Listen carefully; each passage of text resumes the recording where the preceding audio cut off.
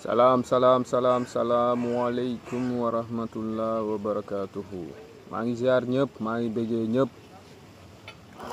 di ziar kilifa yi ci fannaaw yëpp ci zahir ak baatin, di bëggee jeunesse su Sénégal yëpp, di leen ñaan ngeen partager live bi. Voilà, partager leen da ci am solo. waaw da ci am solo, da ngeen ko ñaan ci combat bi la bokk, ci lutte bu ñu nekk di def nii ci la bokk. C'est une question de dignité, de sacerdoce, de panafricanisme et de volonté politique. Donc na partage bi yaatu, comme ça ñu indi ay tontu yu ndaw, quelques personnes nekk suñu biir, nekk ay journalistes, voilà, dont Yoro Dia nekk un brillant journaliste. Donc dañ leen di ñaan partage bi yaatu sama gaay. waaw na yaatu loolu yéen a ko mën a def, seen job la yéen a ko mën a def. En plus bëgg naa xam est-ce que son bi baax na, est-ce que mun ngeen ma rassurer ni son bi baax na pour ñu nekk en ligne. waaw rassurer ma est-ce que son bi baax na, parce que loolu daf ciy baax, parce que dama xaaw a écarter sama téléphone tuuti, comme ça ma mën a nekk à l'aise su may wax, parce que téye téléphone bi di wax yombut quoi. waaw yéen laay déglu, est-ce que son bi baax na. Merci beaucoup, merci Sané, Adi Ibrahim, Laymar, Asma ak mboolem ñu fi ne, maa ngi leen di ziar. Force Saïd maa ngi lay ziar, di bëggee ñëpp, di leen jox seeni wàccuwaay, di leen ñaan ngeen yokku seen loxo ci partage bi, ndax page bi ëpp na doole googu. léegi tey weesu nañu 20 000 abonnés te yàggul bu ñu koy créer. Donc ce qui veut dire que plus ngeen yokku seeni loxo ci partage bi, plus seeni compatriotes yi ñëpp connecté wu. Même bu fekkee tey samedi la, c'est pas facile, week-end la, am na ñoo xam ne ba léegi ñu ngi nelaw. Voilà, donc ñu ngeen yokku seen loxo rek da ciy baax. Di ngeen gis ni actualité la ba tey. Lu xewoon assemblée nationale ci cas député gi di suñu frère, wax naa leen soxlaw ma di lim turam, amut solo. Mu ngi noonu nekk ab docteur en économie. Samba Kane, oui c'est vrai, ça fait longtemps mon frère, ça fait longtemps. Je pense que dëmb essayé woon nga ma woo Samba su ma juumut. Voilà, mais dinaa la rappeler bu fekkee yow la, parce que dëmb daa mel ni jéemoon nga ma woo quoi, tey suba gis naa appel bi. Voilà, suñu frère bi nekk assemblée, nekk fa ab député, am solin bu mu defoon. boo xoolee barki dëmb wax naa ci dëmb ma wax ci, tey tamit damay ñëwaat di ci wax. C'est très important, parce que lu tax, parce que actualité noonu la, te ci guerre de l'information la ñu ne, dañ ko war a suivre à chaud, à temps réel. dafa am benn journaliste tamit bu gën nekk Yoro Dia nag wax dëgg yàlla ab journaliste la boo xam ne xam nañ ko bu baax, ndax animé na ay conférence yoo xam ne man mi toog naa fa fekkee ko, moo nekkoon conférencier yi, parce que nit ku xarañ la, xam géopolitique, nekk politologue bu aaye normalement suñu Sénégal quoi, c'est-à-dire ku aaye Sénégal, c'est-à-dire que bu ñu waree xayma les meilleurs journalistes du monde moom bokku ci, yaa ngi gis. Mais biiru Sénégal ku aaye la, il fait partie des meilleurs politologues du Sénégal. su ma juumut mu ngi yoon ci benn magazine boo xam ne fa la doon bind souvent et tout. Bon après dina def ay chroniques ci façon médias yi di ko partager. Yoro Dia nag il a fait son entrée dans la danse, cette danse macabre boo xam ne gën nañ ci gis Madiambal Diagne di ci gën a fës, di ci gën a wax. tey Yoro Dia moom it def na entrée am ci danse bi. Ci biiru danse boobu da ngeen gis ni bokk na ci ñoo xam ne dañu bëgg a gëmloo sénégalais yi ni politique ba la Guy Marius Sagna di mener ak Sonko ak ñu mel ni Sonko c'est une politique qui est tout à fait révolue d'abord foofu laay wax c'est-à-dire que du politique boo xam ne day évoluer Sénégal du forme de politique du pratique boo xam ne day tax Sénégal évoluer d'après moom réalisme journalistique bu mu yor ak idéologie journalistique bu mu yor ak expérience ci wàllum géopolitique ak géostratégique boo xam ne moom xëy na moom maîtriser na ko bu baax ba jàpp na ni moom moo gën a aaye Sénégal si ñu koy def di Yoro Dia moom gis nañi forme de politique ak façon yu ñuy def ci suñu système politique bi nekkut évolution mais Sénégal dafa régresser di ngeen gis ci chronique boobu mu ngi cité ay époque cité na époque Léopold Sédar Senghor ak kii di Lamine Gueye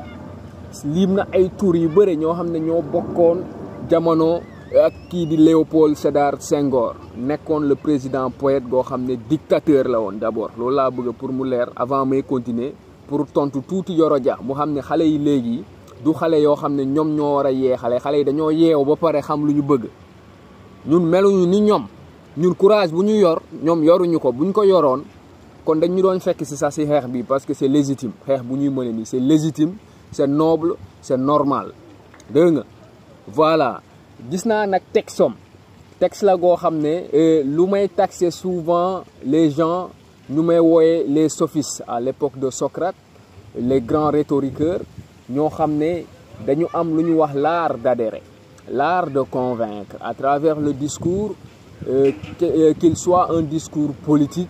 ou bien qu'il soit un discours du genre marketing politique, mais ils ont ce qu'on appelle l'art de convaincre, l'art d'adhérer, l'art de transformer le mensonge en vérité. boo leen liiree texte Yoro Dia loolu ngeen fay gis fan la ko wéer nag aaram boobu ci lu ñu wax chronique technique journalistique la parce que journalisme en tant que métier dafa bëri ay technique journalistique am na chronique am na enquête am na mouture am na yeneen yu bëre yoo xam ne sénégalais yu jàngut journalisme mënuñu ko xam voilà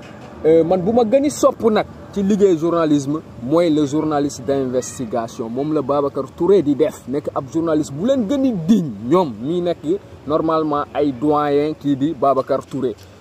gën leen digne ëpp leen courage di mener un journalisme boo xam ne lu may woowee un journalisme d'investigation mais un journalisme de paix un journalisme de paix mooy koo xam ne du nelawal askan gi mais day contextualiser askanom ci situation bu mu nekk ci àdduna gi actuellement ba pare wan ko ban direction la askan bi war a jël ak yan ñooy vrai combat askan gi comme ça askan bi jublu ci loolu mener ay combat am avec dignité et fierté mais pas muy nelawal askan bi donc di ngeen gis ni Yoro Dia texte bi c'est un texte qui est tout à fait truffé de manipulation en quelque sorte mais objectif principal bi mooy lu ma leen di wax nii rek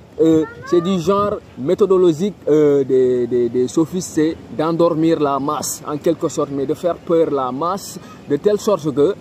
ñun ñëpp dañuy ñàkk confiance ci projet bii goo xam ne Pastef moo ko yor ak leaderam di Ousmane Sonko c'est-à-dire que c'est des gens yoo xam ne ils ont toujours goûté dans la manne politique la manne financière politique discrètement da nga leen di laaj comment se fait que dans un pays pauvre, très endetté comme le Sénégal, un pays extrêmement pauvre, comment se fait que ay journalistes di yor ay oto yu rafet ay kër yi rafet di dox ak xaalis bu bëre alors que métier journalisme Sénégal mooy métier boo xam ne amul xaalis ñëpp xam nañ ko man mii sax je suis sorti d'une école de journalisme je l'ai pratiqué au Sénégal avant de quitter le pays je sais qu'il n'y a pas de sous dedans journaliste boo leen gis mu yor oto bu rafet wor ko maama mi bàyyil ñu ko héritage papom ak yaayam bàyyi ñu ko héritage mu jékki-jékki rek pare étudiant am benn master en journalisme et communication après avoir eu peut-être benn licence ci benn domaine précis ou benn master ci benn domaine précis mu spécialisé wu ci benn domaine soit ñu ngi koy woowee politologue wala économiste wala un journaliste boo xam ne spécialité wu mooy affaire justice et wala jurisprudence en quelque sorte wala société maanaam sociologie en quelque sorte ah mu jékki-jékki rek ngeen gis ko mu tabax kër gu rafet jékki-jékki nag yor oto bu nice su ma juumut Yoro Dia am na kër ca Tiwaawan entrée Tivaouane bi waxuma ko nag mais dama demoon Tivaouane di dox ci côté yooyu ci parage bi am ku ma wan kër gi mu ne ma gis nga kër gee Yoro Dia moo ko moom journaliste politologue donc bëri na ay journalistes yi yoo xam ne comme ñoom les soi-disant journalistes politologues ñoo xam ne ñu ngi ci biiru presse bi ah ñoo xam ne ci loolu la ñuy dundee ci nguur gi la ñuy dundee léegi nguur bu leen arrangé wut nguur googu ñoom dañ koy xeex opposé ko farouchement lu tax ma wax leen ko dama leen di citer benn fait boobu sax dama ko xaawoon fàtte mais benn patriote tey moo ma envoyé benn message inbox nekk ab doomu Casamance nekk Pastef te waxam bëriwut mu ne ma musuma gën di def sortie di wax ci lu jëm ci Casamance ci politique mu ne ma mais ça commence à pousser le bouchon il nous commence à nous pomper les oreilles moom biiru Pastef la ne bind na benn texte bu ndaw pour répondre kii di Yoro Dia chronique bu mu def par rapport ak lu xew assemblée barki Demba Ndiaye bind na texte boobu lire naa texte bi ci texte bi la ma rappelé benn fait du man maa ko rappelé la ma fàtte woon ma ne la mais moo ma ko rappelé patriote boobu mu ne ma est-ce que yaa ngi fàttaleeku Yoro Dia taxawaayam jamono régime Abdoulaye Wade ma ne ko wax nga dëgg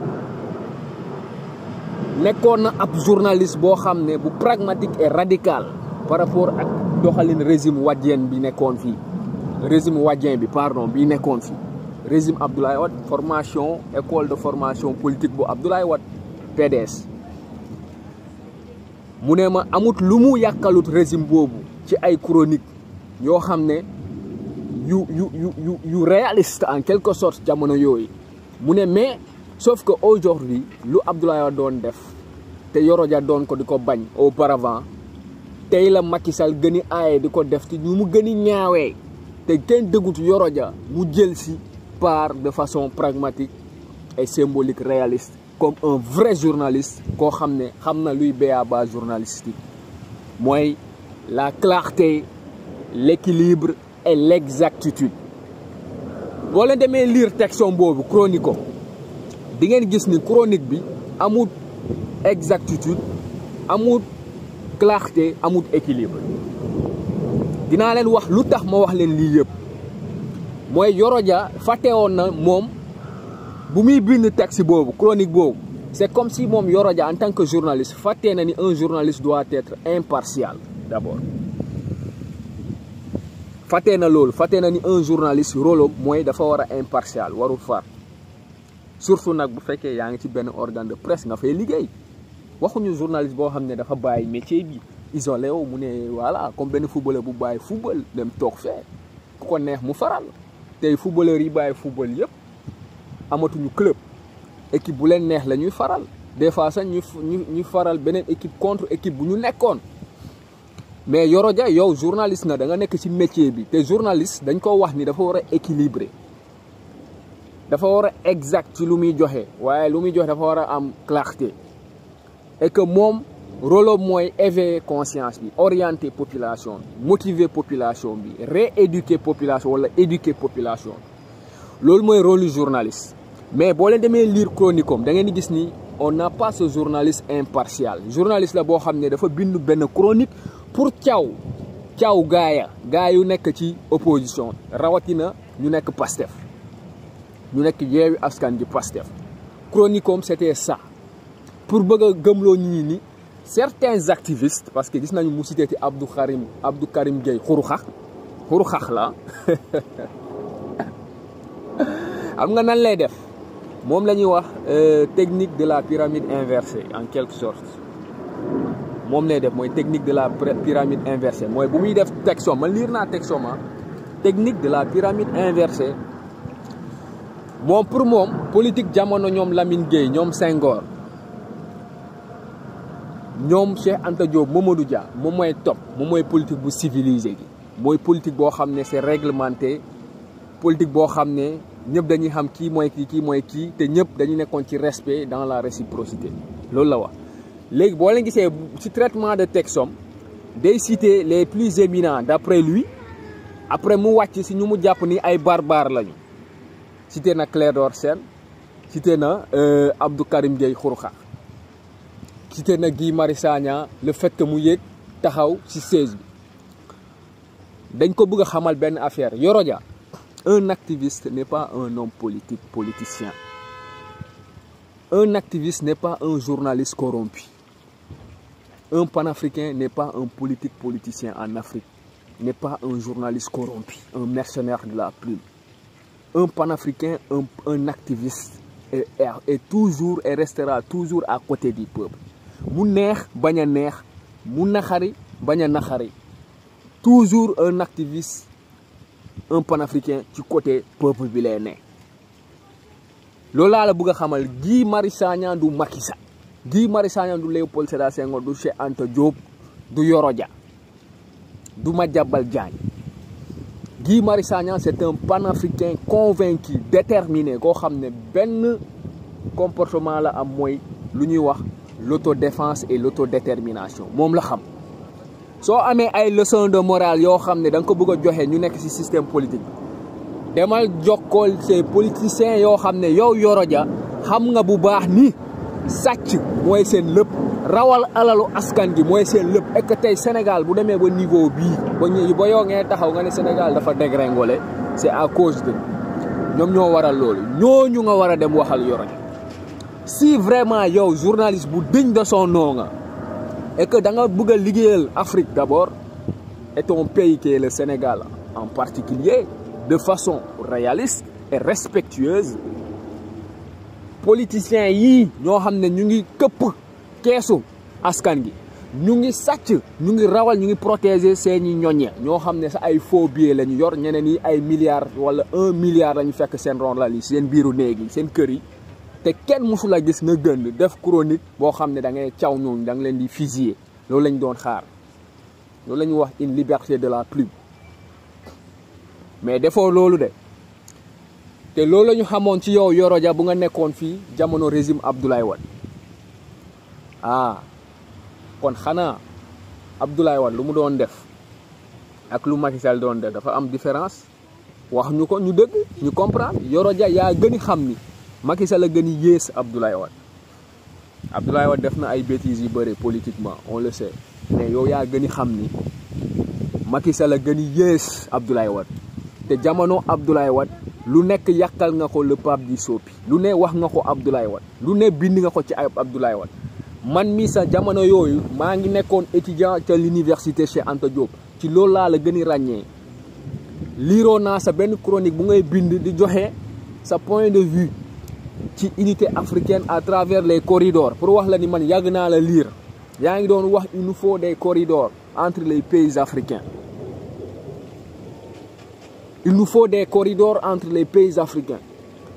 Corridor pour ñu ko xamul mooy ay route genre autoroute la yu mag yoo xam ne yu baax yoo xam ne ku jógee Dakar mun nga daw ba Bamako sans problème nga daw ba Abidjan sans problème nga ne pour lan mun a am fluidité ci suñu économie. Pour wax la ni man quand j'ai commencé à vous lire monsieur Yoro Dia ce n'est pas aujourd'hui, j'étais très jeune étant étudiant à l'université Cheikh Anta Diop. Nekkoon ku timide ku calme du leen suivre avec intelligence mais là vous n'êtes que des corrompus. Il faut que ñu wax leen ko vous ne vous comportez que comme des gens corrompus. On ne voit que de la corruption dans vos discours, dans vos plumes. On ne voit que de la manipulation, du larbénisme, le rôle d'un faquin et du clientélisme politique si nu ngeen di bindee seeni chroniques yi ak position yu ngeen di jël te loolu dafa war a jeex surtout rawatina ab journaliste waroo mel noonu monsieur Yoro Dia journaliste waroo mel noonu monsieur Yoro Dia te lii dafa ruslu man tellement que yow bokkoon nga si ñu ma doon incarné ay jamono bu may nekk jeune dama doon jël sama temps di concentré wu si say texte ngir xam-xam bu ma fa doon gis mais tey si suba bu ma yeewoo ba booy boobu envoyé ma sa chronique ma lire ko dama rus. C'est pas parce que le fait que je suis Casamance moo tax may wax loolu boo ko defoon ku dëkk Thiès Kaolack wala nga wax lu dul dëgg ci biiru Sénégal par rapport ak lu ngay def ni ma wax la ñun on est des gens impartials wax nañ ne ñun suñu bopp yi amul frontière ñun rôle bu ñuy joué jamono jii si autodéfense bu ñu nekk suñu comportement par rapport ak lu xew Afrique jamono ji ça dépasse vos positions, ça dépasse vos intérêts personnels, ça dépasse vos familles et vos groupes politiques, vos lobbies et vos sociétés secrètes. Bu fekkee am na si yéen ñu bokk ay sociétés secrètes ñu nekk si ay sociétés secrètes il faut que ngeen xam loolu heure boobu moo jot ñii nag dañoo wax ba sonn ñii dañoo wax ba sonn te mënuñu continuer di leen bàyyi ngeen nekk ci lu leen neex di def lu leen neex askan gi muy mel ni sénégalais yi daal nekkuñu ay nit parce que yéen seen comportement loolu rek lay wane monsieur Yoro Dia. Donc ci biiru texte boobu mu ngi doon cité damay ñëw nag ci texte bi de dans la forme d'abord wax naa leen la forme est farfelue en quelque sorte parce que texte la boo xam ne pour man ce n'est pas un texte qui est sorti de l'inspiration d'une personne ou d'un journaliste doué d'intelligence et un journaliste raisonnable en quelque sorte. Man loolu laa gis ci texte boobu. C'est pas un texte qui est sérieux, monsieur Yoro Dia. Il n'y a pas de sérieux si ce texte boobu noonu bu nga bind. Il n'y a pas de sérieux. C'est irrespectueux envers même l'élite intellectuelle sénégalaise. En quelque sorte. Madiambal Diagne dafa def lu ñaaw yow da nga waroon a bind chronique boo xam da nga ko war a corriger avec courage. Ñun unité nationale la ñuy woote. Ci biiru texte Yoro Dia mu ne ñu ñun jamono ji dañoo régresser politiquement mu ñuy jox exemple Léopold Sédar Senghor goo xam ne jamonoom amutoon multipartisme pluralité des partis amutoon multipartisme amutoon parti unique moo amoon jamono yooyu mooy PS. Abdoulaye Wade kese moo ko nax en 1975 créé PDS wax ko ni c'est un parti de contribution ci la ko tuddee ñombor bu demee ba yëg ne Abdoulaye da ko dribblé moom moo ko tuddee ñombor mais yow Yoro Dia boo ñuy jox ay jamono Senghor ay ñoom Lamine Gueye sangam nangam seen assemblée nu mu meloon jamono yooyu il n'y avait pas de liberté jamono yooyu il n'y avait pas de multipartisme il y avait une dictature au Sénégal il y avait une dictature et un dictateur à la tête de l'État du Sénégal un président qui refusait ce qu'on appelle le multipartisme kenn ñemewu ko woon Abdoulaye Wade mii ngoo xam ne yow yaa ko doon critiquer ci say chronique il en avait souffert de la dictature de Léopold Sédar Senghor ba Abdou Diouf boo xam ne Léopold Sédar Senghor moom la ko fi bàyyi Abdou Diouf boobu la amul lu mu defut Abdoulaye Wade tëj ko kaso def ko lu ne pour que bu mu wax yow Yoro Dia yaa doon critiquer Abdoulaye Wade boobu Abdoulaye Wade a fait évoluer la démocratie au Sénégal et le fait que mu ubbi buntu bi tey moo jur tey résistance bu nga gis nii mais bu fekkoon yow ñu nga doon cité fii yëpp ñoo xam ne ñëpp xam nañu ci l'école de formation nasaraan yi lañ jógee politique occidentale gi lañ doon incarner biiru Sénégal si c'était des aliénés et des gens atteints de ce qu'on appelle le syndrome de Stockholm jamono yooyu ñoo xam ne seen engagement amutoon pragmatisme ce n'était pas assez responsable position yi ñu doon jël jamono yooyu parce que ñemewutuñu woon nasaraan yi comme ñun tey ndaw yi tey ñu ko ñemee kon suñu comportement munut niroo ak comportement ñooñu monsieur Yoro Dia suñu comportement munut niroo ak comportement ñooñu loolu mënut ne il faut que ngeen xam ni sénégalais yi duñu ay dof il faut que ngeen xam ne sénégalais yi duñu ay dof et que léegi nit ñi seen bopp dafa am lu ci ne dañu yeewu yow yaa gën a xam ni Senghor ak ñu mu doon àndal jamono yooyu ñemew ñu woon nasaraan gi bu ñu doon wax lu ñu wax dañuy desal te dañuy calculer seeni maam yi nasaraan yu nekk fee yoo xam ne bu ñu defee benn erreur bu ndaw ñoo jëli si leen wala ñu am lu ñeen dribblé wala daanal seen nguur parce que ñoom nguur rek la ñu bëggoon ñoom Senghor ak ñu fi nekkoon yëpp ñun xam nañ nu mu demee ñoom Blaise Diagne xam nañ nu mu demee ñoom Lamine Gueye xam nañ nu mu demee même bu fekkee am na si ñoom ñu gën ñenn ñi seeni biir mais tey jeunesse bu tey bi bu ngay bëgg a critiquer monsieur Yoro Dia je suis désolé c'est pas réaliste de votre part xam nga ni jeunesse bii moo ëpp courage ñu ngay citer ci sa texte bi yëpp yow sax ñoo la ëpp courage yow en tant que journaliste yow sax ñoo la ëpp courage ñoo la ëpp fulla ñoo la ëpp fayda xam nga bu baax lu may wax boo dégloo lu may wax nii ak lu may génnee sama xol xam nga bu baax mën nga ma ëppale xaalis ëppale ma daraja ci yow yaa xam nag wala nga ëpp ma xam-xam ci nu nga gisee yaa ma ëpp expérience ci presse bi ak ci géopolitique et tout mais sama dënn lu fay yëngu nekkut sa dënn sama dënn lu fa ne muy gën pour sama askan ngir nu ma bëggee sama askan bëgg a génnee sama askan ci bu mu nooteel gi te yow nga waroon ko gën a mën a def nekkut sa dënn gi yow monsieur Yoro Dia rawatina nag ñu ngay cité nii ñoom Guy Marius Sagna ainsi de suite patati patata ñu ngay jéem a rabaisser ci sa texte boo xam ne gisuñu fa ce journaliste impartial journaliste buy far la ñu gis wax ñu ñaata lañ na jënd man loolu laa lay laaj mon cher journaliste celui qui était jadis mon mentor en journalisme wax ma gars yi ñaata lañ na fay ñaata lañ na jënd comme ni ñu jëndee pas mal de journalistes ci sphère journalistique bi ci métier journalistique bi wax ma ñaata lañ na fay monsieur Yoro Dia pour troisième mandat Macky Sall bi ci manipulation yu ngeen ne wax ma ko man wax ñu ko bu fekkee da nga am problème xaalis patriote yi cotiser defal la Kopar Express fay la pour nga noppi kese dañ nga bëgg a fay pour nga noppi bul bind bul wax nga noppi même lu ñu arrangé sax bul bind mais nga seetaan ñu nag régime bi loolu lañ bëgg heureusement pour ñun parce que ñu ngeen di waxal yeewu nañu ba pare mais ñu ngeen yaakaar di nga leen atteindre seen niveau d'écriture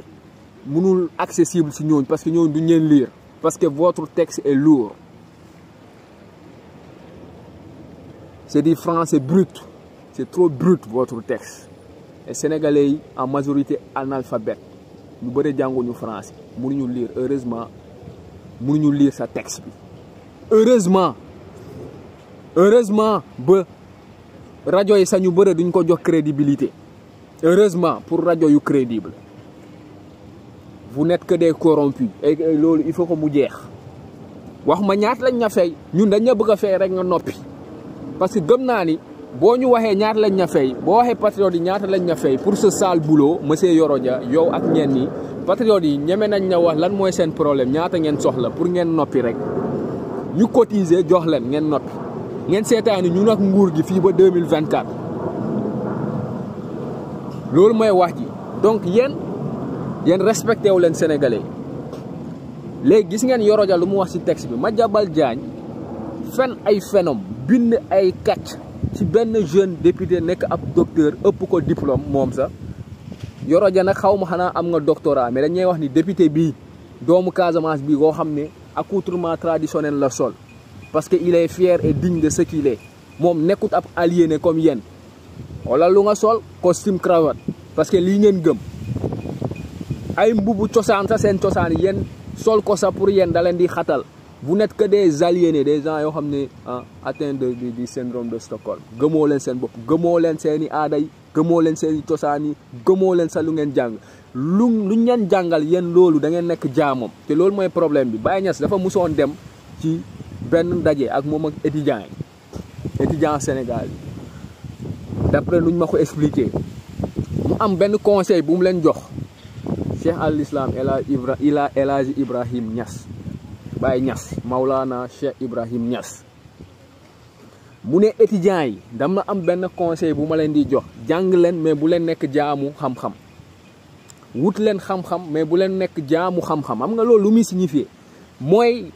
boo leen xasee ba jàng benn métier wala ay téere da ngeen war a jël recul ci téere yooyu bañ a nekk jaamu téere yooyu lu ñu leen conditionné ngeen bëgg a nekk benn taalibe téere yooyu quoi bàyyi téere yooyu endoctriné leen ngeen accepté loolu accepté téere yooyu téye leen tënk leen ngeen di raisonné comme téere yooyu noonu loolu la ñuy wax aliénation et syndrome de Stockholm te bu leen defe ne le fait que ngeen di sol ay costume di cravatu mooy tax ñi ne yéen ay nit ngeen bu leen defe ne loolu bu leen defe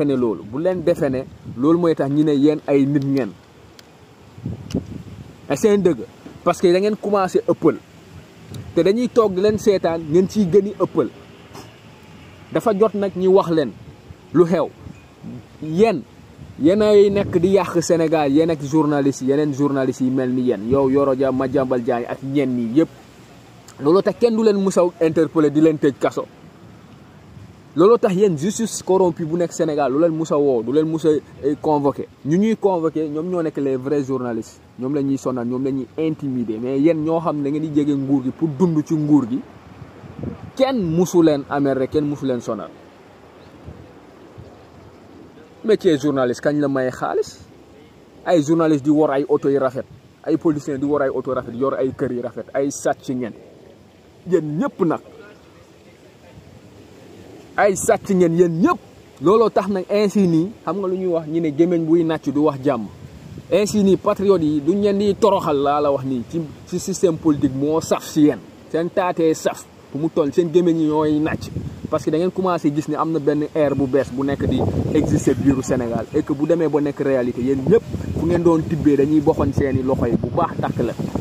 te doo leen tibbati ci lu ngeen ñàkkul njëriñu doo leen ko jot xanaa ngeen ñàkk njëriñu de parce que da ngeen tàmm argent facile yéen ñëpp ñu bëri si yéen. On n'a pas besoin d'aller écouter les secrets des dieux pour tout comprendre ñun xam nañ nu muy demee Sénégal dégg ngeen xam nañu nu muy demee Sénégal on n'a pas besoin d'aller écouter les secrets des dieux pour ñoo di wax ak xam nañu nu muy demee vous n'êtes que des tyriens yéen ñëpp ñu si gën a bëri si yéen loolu tax ainsi nii am na ku may wax ka Ahmed Aïdara ne vous inquiétez pas maa nga ak numéro man dam koy njëkkee woo xam nga ñu ne nit balaa nga ñëw si réseaux sociaux yi di ko caw te yaa yor numéro danga ko njëkkee woo nga waxtaan ak moom ci dëgg nga recadré ko bu nangu dëgg nag loolu muy réeréelu nga gënd si réseau yi ci médias yi nga caaw ko léegi nag ngeen dem si médias yi nag ngeen xool nag kan mooy gañe parce que après askan gi mooy tranché ci guerre de l'information lañu nekk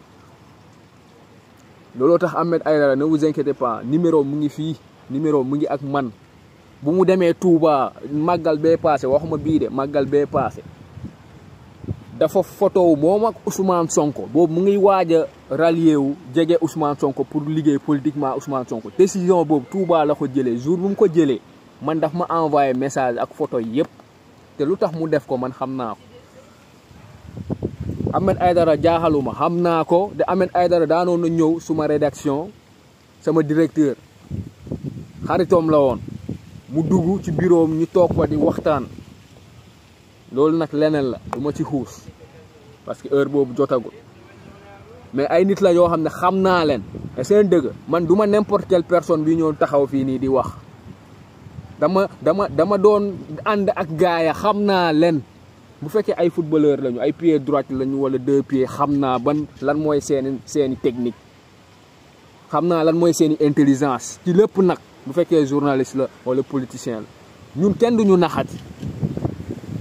seen dëgg ñun dañoo nekk ñu gore rek mais bu ñu neexoon ñu nit ñoom fu ñuy tibbee ak nu ñuy mel ñu mel noonu ñu nekk ay corrompu ëpp ñu fit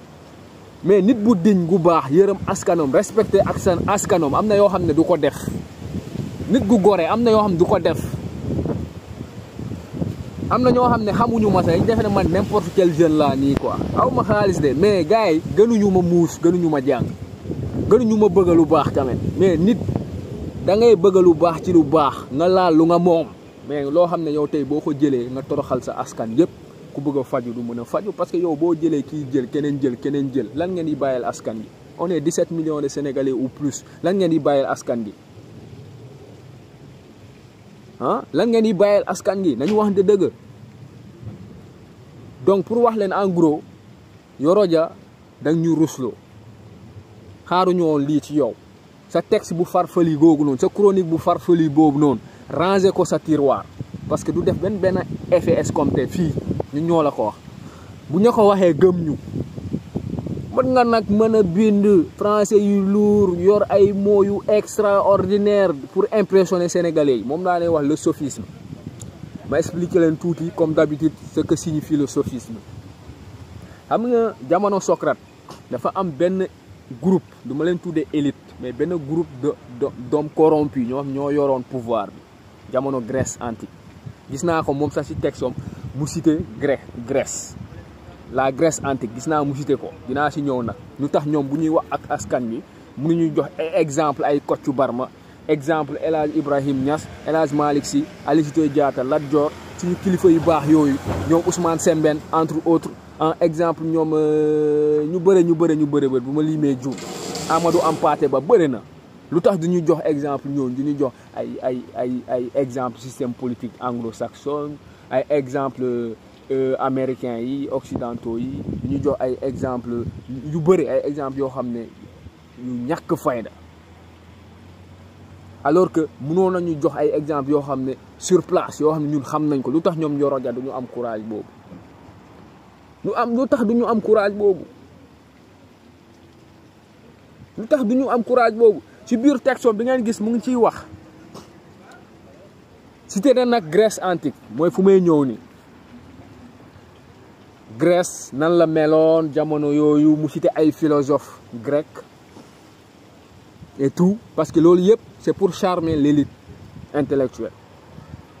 mais pour charmer aussi les hommes politiques. Voici un grand chroniqueur qui a fait un papier extraordinaire qui va séduire le monde des hommes politiques. Même les opposants vont frémir. Kan mooy ce texte bi ban njëriñ la am yéen da ngeen defe ne ñii dañu dof xamuñu dara quoi loolu mooy seen problème. Grèce antique boobu bu muy cité noonu ay jamono amoon na ku fa nekkoon mu tudd Socrate musut bind nag Socrate musut bind ay disciples ñoo doon bind ku mel ni Platon boo leen lire Ménon de Platon di ngeen gis discours sophiste yi ak discours Socrate ay genre dialogue la. Platon moo suivre textuellement contextuellement aussi contextualiser discours Socrate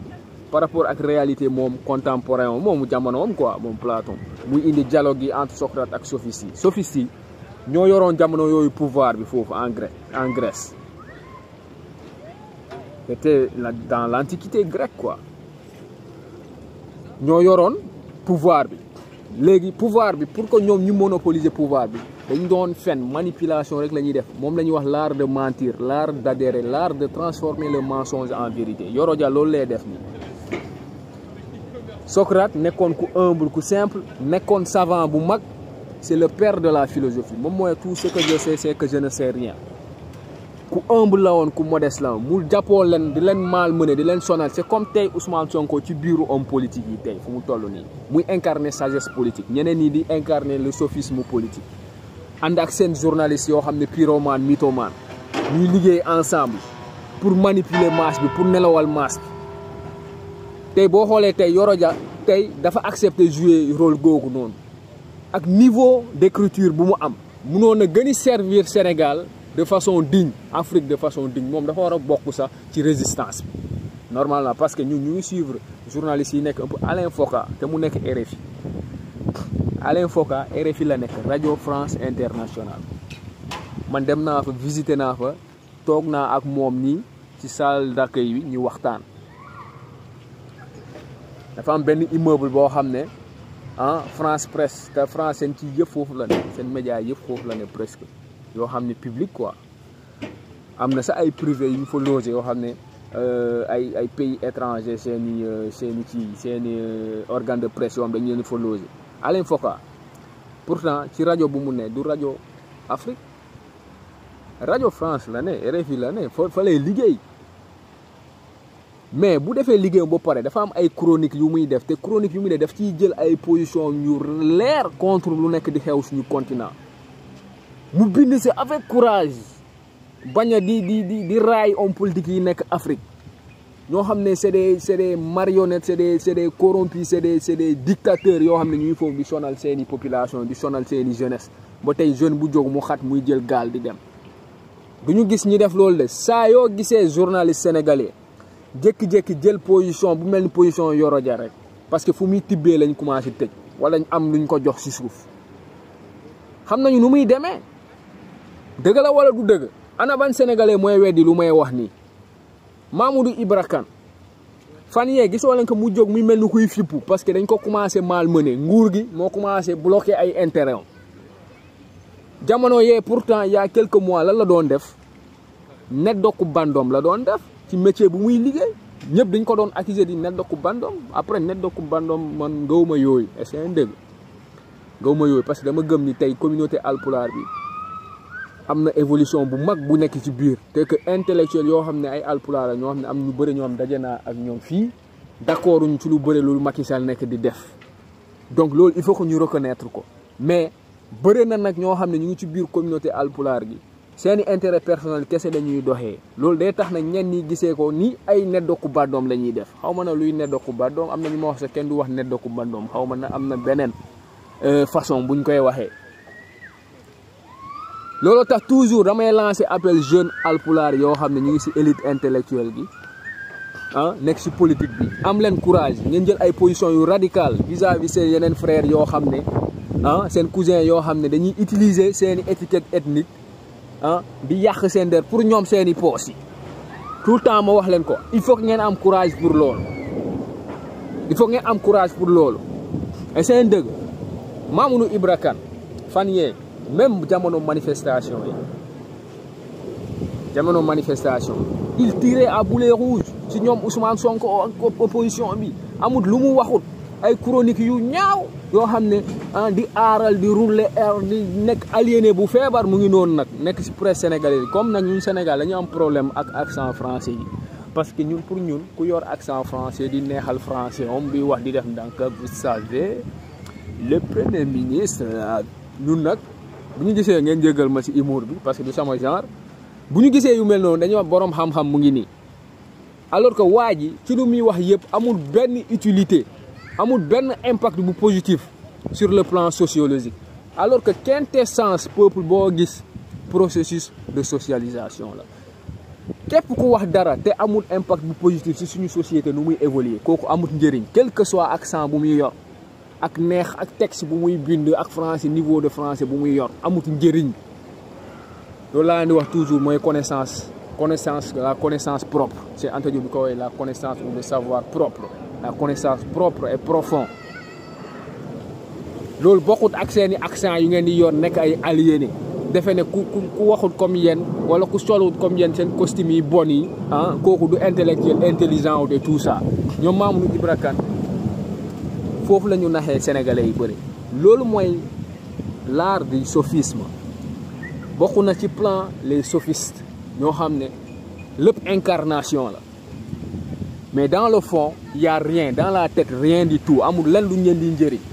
donc dafa jot pour que sénégalais yi ngeen yeewu ci loolu Yoro Dia loolu la def cette fois-ci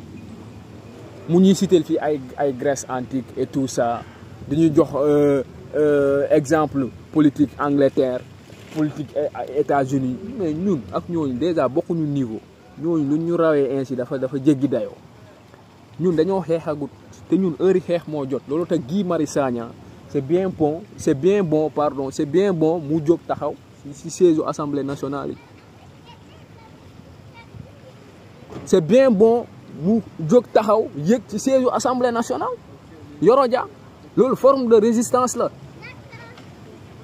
yow kee bu mu yoree faux billets yi fan nga nekkoon Yoro Dia lu tax bindoo jamono yooyu lu tax bindoo depuis bu Bougazali yoroon fii ay saaku faux billets ñi téyeku yow fan nga nekkoon lu tax gisuñu sa chronique bu sax ci loolu bu ñu jàppee chauffeuru kii Farba Ngom ca Fuuta ci kër Farba Ngom muy xaw ma Fuuta la xaw ma fan mais dañu jàpp chauffeur Farba Ngom boo xam dafa sàcc presque 1 milliard ci këru Farba Ngom di géwal bu simple géwal kese fan la jëlee xaalis boobu yow Yoro Dia lu tax gëndoo nga dénoncé ak yeneen lu bëree force Covid 19 xaalis bu bëri ay milliards ñu dégagé yoo xam ne ñu gëni démunis ñoo xam ne ñoom lañu waroon jox xaalis jotuñu ko yow Yoro Dia jamono yooyu fan nga nekkoon ak yeneen yéen ñëpp fu ngeen nekkoon yow ak Madiambal Diagne déedéet loolu yëpp nekkoo la waxoo leen mais tey boo leen gisee ni seen pouvoir bi dafa nekkut à l'aise parce que boo gisee tax Yoro Dia gën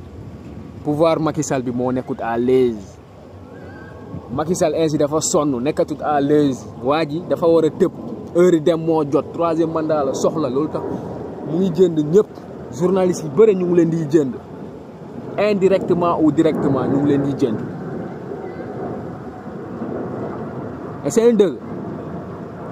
indirectement ou directement ñu ngi leen di jën pour Ahmed Aïdara Daouda Diatta attendez loolu jotagu man xam naa lu may def dama am plan ne vous inquiétez pas ay Ahmed Aïdara moom bu mu leen jaaxal am na ñu ko gën a garaaw te wàccee nañ leen bu yàgg donc moom te ne vous inquiétez pas Ahmed Aïdara moom wax dëgg yàlla du poids lourd bu déranger patriote yi quoi wax dëgg yàlla xaar leen rek ngeen seetaan voilà donc en gros pour wax leen ni ci biiru chronique am léegi ñu ñëw dans le vif dama bëgg ngeen partager live bi encore de plus dafa am solo fu may ñëw dugg ni dafa am solo ci biiru live bi déglu leen ma bu baax de Yoro Dia commencé nag di wax ci crise Casamance déglu leen ma de Madiambal Diagne faute bu grave moom waroon ko corriger defut loolu de Yoro Dia gën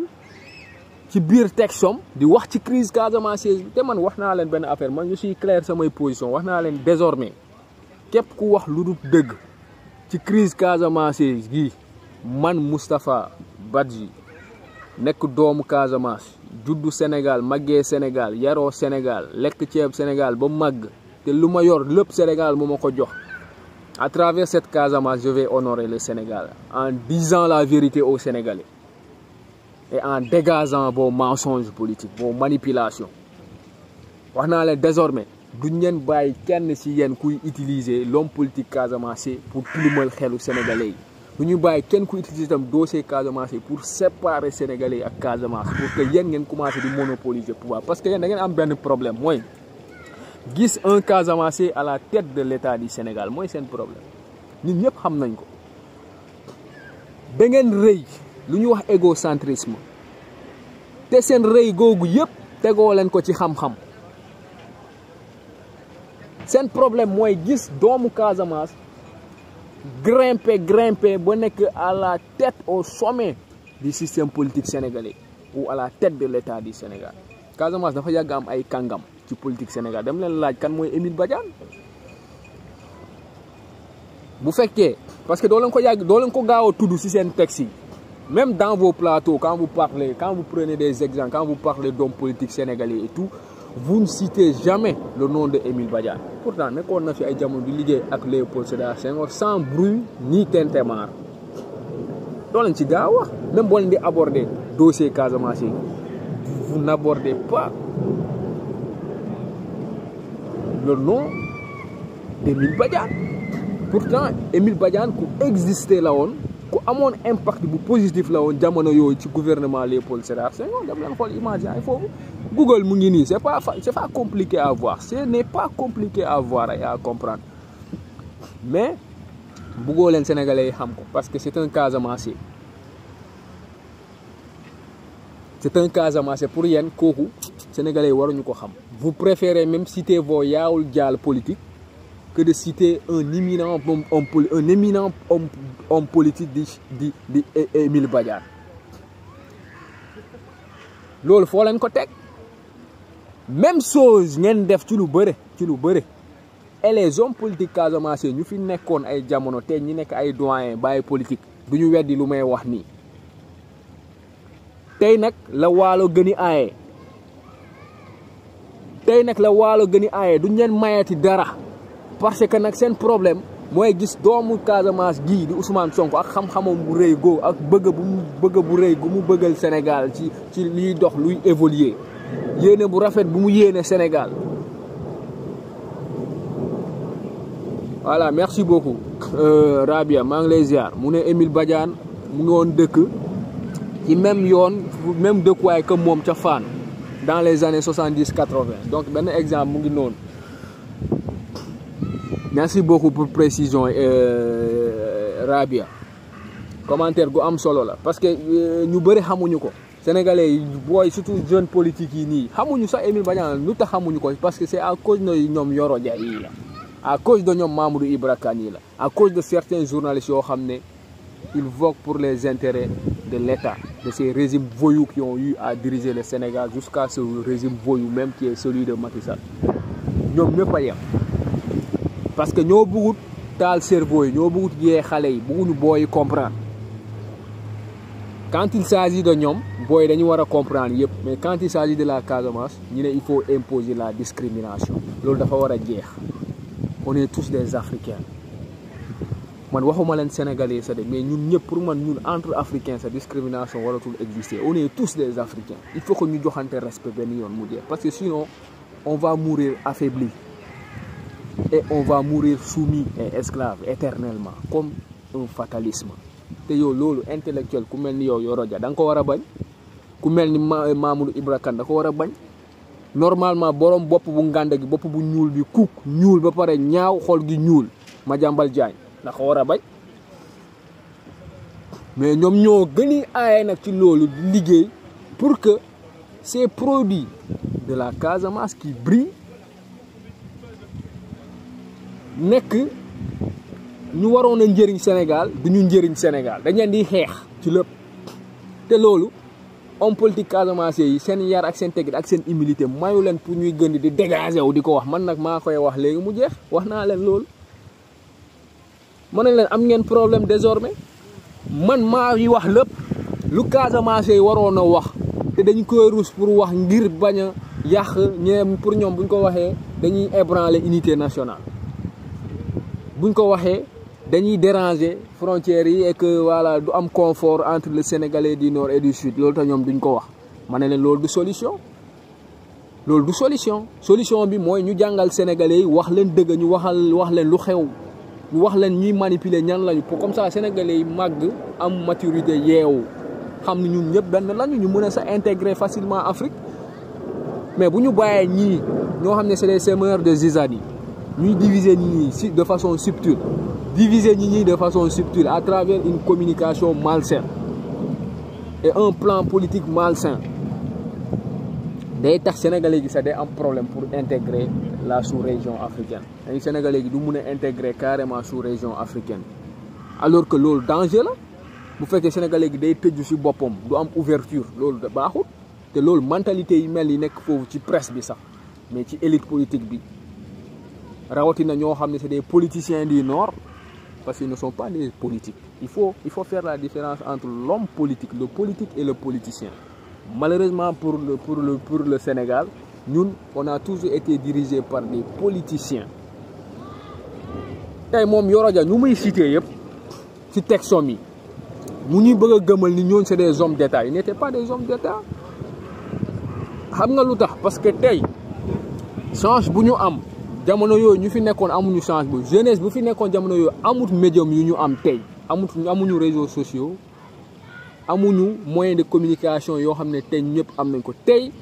mun nga nekk biiru palais ngay def corruption ngay sàcc di luubal kenn photo la wala enregistré la tasaare ko ñëpp déggu d'ailleurs gis ngeen lu fi xew Sénégal plan bu ngeen teg ay enregistrement gën et tout ça parce que ñun change boobu la ñu am mooy nouvelle technologie de l'information et de la communication auparavant Yoro Dia ñu ngay cité noonu ñëpp seen nga bëgg leen def comme ay des hommes d'État ñoom comme Djibo Ka par exemple ñoom Djibo Ka ak ñenn ñi daanoon ñi nit bu gënee àdduna ñu wax lu rafet ci moom mais ñoom Djibo Ka jamono yooyu daanoon nañu jël xaalis ñëpp xam nañ ko ñu bëre si ñoom dañ doon luubal mais comme amuñu woon ay moyens pour surveiller leen pour xam kan moo laal ak kan moo laalut wax ji du doon jóg dañ doon vider suñu kees Sénégal muy am xaalis yàgg na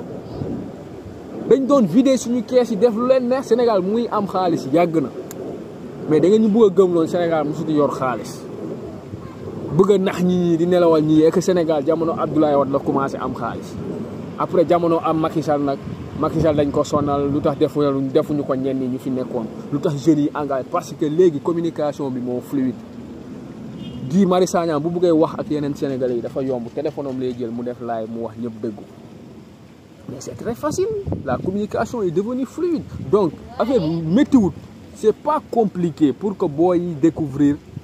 lan mooy seeni mission ñi nekk ci c'est pas compliqué pour booy yi mun a xam lan mooy seeni mission découvrir ko nekk ci François Fanon lan la wax mu ne bu lëndëm demee crise ba jaxasoo am réeroo bëre mu ne génération bu ne buy tàng-tàng day découvrir mission am soit da koy assumer wala mu trahir ko yow Yoro Dia tey nga jël sa chronique nga ne yow journaliste nga bëgg a dénigrer ñoom Guy Marius Sagna nga ne leen seen mission bi doo leen ko assumer te ñoom découvrir nañ seen mission nga ne leen doo leen ko assumer noo leen koy assumer ay barbare ngeen yeewoo leen démocratie bi dafa dellu ginnaaw sangam na nga ñuy jox exemple jamono Abdou Diouf ak Senghor ak exemple nasaraan yi bande d'aliénés yéen yeewoo leen quoi vous n'êtes que des aliénés dama bëgg vidéo bi ngeen partager ko ba ñoom ñëpp ñu jox ko ñoom ces journalistes corrompus yoo xam ne ñu ngi fees biiru Sénégal au lieu que ngeen participer ci luy yee askan gi luy dimbale askan gi luy gindi askan gi yéen ngeen di participer ci luy nelawal seeni askan luy delloo seeni askan ci ginnaaw c'est honteux c'est vraiment honteux. ngeen dem ci chronique comme lan la bëgg a taxé Guy Marius Sagna lu grave mu ngi nii xam nga Madiambal Diagne dafa wax ñun lu grave mu ngi am biiru assemblée ay adepte Abbé Diamacoune Senghor ay disciple Abbé Diamacoune Senghor ñooy nekk député biiru assemblée mu jël suñu député bu baax ji suñu frère bi docteur bi wane ko parce que xamut mbaxane bi comme gis na Abbé Diamacoune sol même mbaxane te xamul ni mbaxane bee mag Abbé Diamacoune Senghor parce que bu joolaay waa Kaasa seen cosaan doon sol lii fekk Abbé Diamacoune juddu sax wala bu juddoon xaleel mu dem jëli mbaxane bi nag comme amul courage recherche moom xaalis rek lay wër gis na fu mu war a laal gaaw pour lu neex Macky Sall rek jël na affaire bi dugal bu mu ko dugal ñu ko gën a néew xel nag ñu gën a gàtt xel ñu mel ni Californie ñoo xam ne jarul toon sax ñu leen di cité parce que c'est comme si dañ koy may buzz mooy jeune bu gën a médiocre Sénégal mooy ku gën a nul Sénégal moom téléphone bu amutoon ak connexion du tekki ndax yeewut moom tam mu dëgg rek affaire bi rek comme pare na pour nekk larbin rek dem na jëli téléphone am commencé ñaan ay rebelle xool leen mu ngi nii xamee leen ko kii Labé Diamacoune la Labé Diamacoune xool leen ay élément Labé Diamacoune la ñàkk fayda ba bugg a dee. Yoro Dia moom tam mu ñëw dugg ci même danse une danse macabre en quelque sorte c'est triste quoi. waroon a bañ a dugg parce que moom ku muus la ku intelligent la waroon a bañ a dugg ci danse boobu mu ñëw nag dugg ci danse bi lan la taxi ñoom Guy Marius Sagna mu ne forme ba la Casamance yi doon revendiquer indépendance léegi dafa changé xam nga woon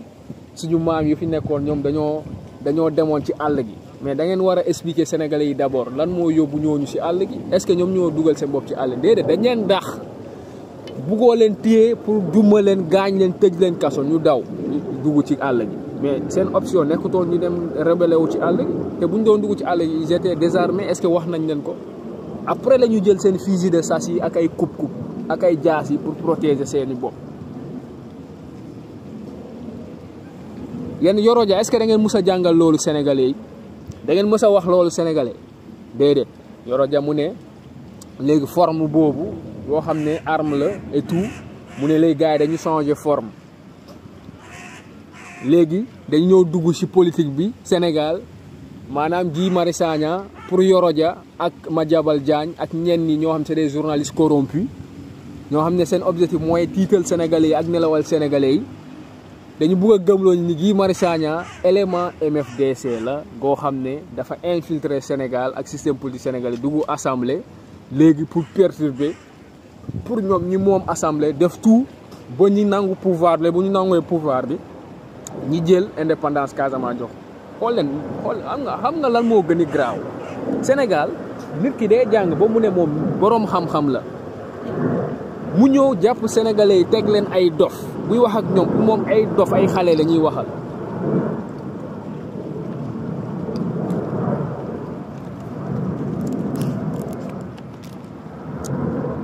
yéen yaakaar ngeen ni tey man bu ma bëggoon indépendance en tant que jeune Casamance Guy Marius Sagna bëgg indépendance en tant que jeune Casamance